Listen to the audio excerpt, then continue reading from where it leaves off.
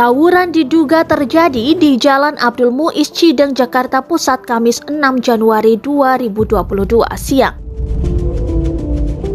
Momen itu terekam kamera dan viral di media sosial. Akun Instagram @andreli_48 turut mengunggah video tersebut pada Jumat 7 Januari 2022. Terlihat puluhan pelajar berlari satu arah. Warga yang berada di lokasi kejadian geram dan langsung memarahi para pelajar tersebut.